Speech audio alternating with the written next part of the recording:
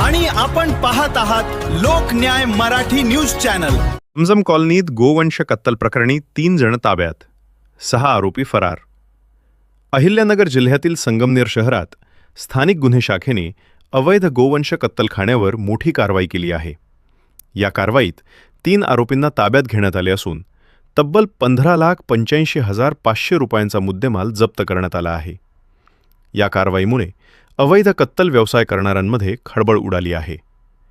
Police अधीक्षक मुम्मका सुदर्शन यांच्या आदेशानुसार आणि स्थानिक गुन्हे शाखेचे पोलीस निरीक्षक संतोष मुटकुळे यांच्या मार्गदर्शनाखाली पोलीस उपनिरीक्षक महादेव गुट्टे यांच्या पथकाने ही कारवाई केली।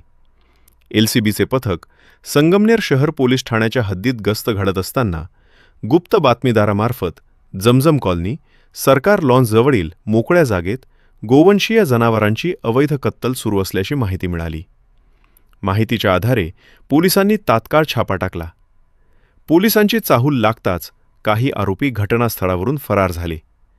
मात्र पोलिसांनी अब्दुल नूर जब्बार कुरेशी वय 20 वर्ष राहणार भारतनगर संगमनेर, इमाम हुसेन शेख वय 28 वर्ष राहणार सायन कोळीवाडा मुंबई आणि अहमद फारून शहा वय 32 वर्ष राहणार Wadala truck terminal road Mumbai या 3 आरोपींना ताब्यात घेतले। या प्रकरणातील फरार आरोपींमध्ये साद मुस्ताक कुरेशी, शोएब मोईन उद्दीन कुरेशी, अयाज हबीब कुरेशी, अरकान हबीब कुरेशी, शमशुद्दीन नसीर कुरेशी आणि सलमान यांचा समावेश असून पोलीस त्यांचा शोध घेत आहेत।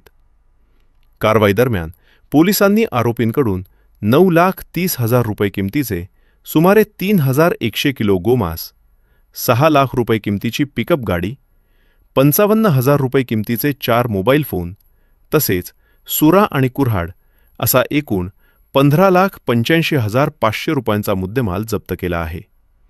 या प्रकरणी संगमनेर शहर पोलीस ठाण्यात भारतीय न्याय संहितेतील विविध कलमांसह प्राणी संरक्षण अधिनियमांतर्गत गुन्हा दाखल करण्यात आला असून पुढील तपास सुरू आहे।